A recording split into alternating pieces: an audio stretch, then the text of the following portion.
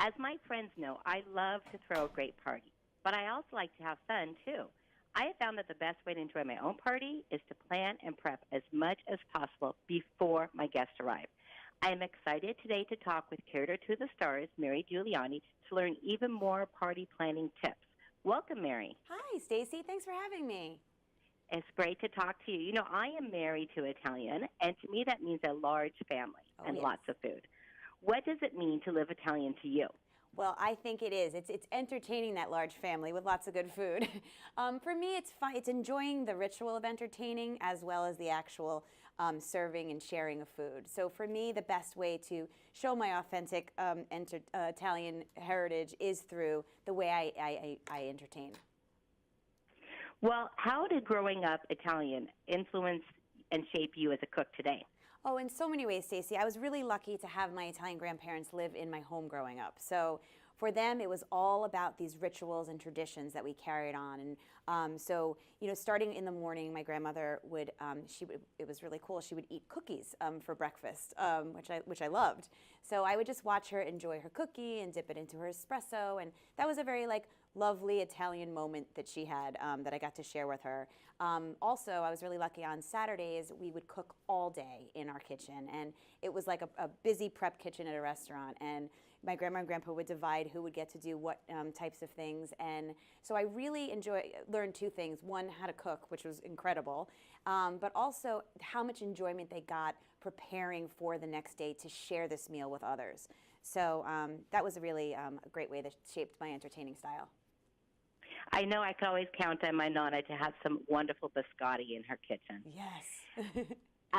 So what are some great party foods that can be prepared ahead and ready to go at party time? Great. You're a caterer. I know you do this. Yes. And I love what you said, that you like things that can be pre-prepared. That's my favorite go-to when I'm having guests over, because I really enjoy spending time with them once they're there and not running back and forth from the kitchen. So I was really lucky to find Mulino Bianco makes delicious breadsticks. And I was so taken by the authenticity of the taste of them. It's the #1 bakery in Italy, and you could taste it. You feel like you're going to Italy when you're eating this. So I do a breadstick bar. I basically made the whole meal based off of these breadsticks. So it's great because I put the breadsticks in crostini or some breads out before my guests arrive, in addition to some delicious dips and cheeses. So I have a basil guac, for example, which I call my Italian guacamole. I use basil instead of cilantro.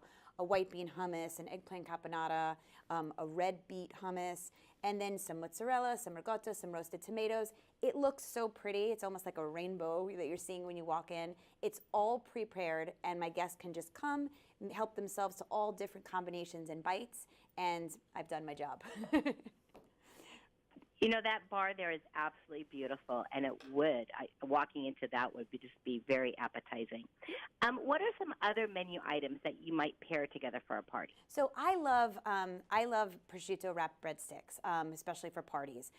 It goes back to my Italian day. This is a little silly story, but the night before Christmas, my mother would put out, with my grandmother, the cookies for Santa. And I was not satisfied with that. So I would go back in the kitchen, and my mom said she saw me wrapping prosciutto around breadsticks. And I just looked up at her and said, well, he might be Italian. So, so I love that story, and I love how easy it is to prepare prosciutto wrapped breadsticks. So I always put that out with a little bit of a cheese dip, like a romesco or a ricotta dip, and so I love that. And then dessert is I always say you only get one chance to make a last impression at a party, and so dessert is always a special thing for me. So I love putting out these delicious Mulino Bianco cookies because they're so pretty. First of all, again, it's like visual decor that you're eating, and then I put it out with ice cream and some caramel sauce and some chocolate sauce and some sprinkles. And I really encourage my guests to play around with flavors, make little ice cream sandwiches, and just have fun, because that's the best part of gathering, is fun. You know, ice cream cookie bars are a lot of fun, and people can pick and choose what they want. That looks like a great idea.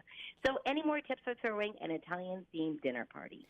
I think it's, the Italians love to entertain, and so I think it's really taking time to enjoy the ritual, enjoy that preparing, enjoy that hour or two you have before to turn up the music, or be happy with how you're presenting your food, because I really think that joy of entertaining, your guests will really feel that. I also think with spring and summer, it's a beautiful time to go outside, take your table outside, just switch things up in a little way. Simple can be really special, and I think there's some great things you could do looking towards the spring and summer. I like those tips. Simple can be special, and really entertaining should be joyful. Yes. Spreading some joy. So where can my readers go for more information?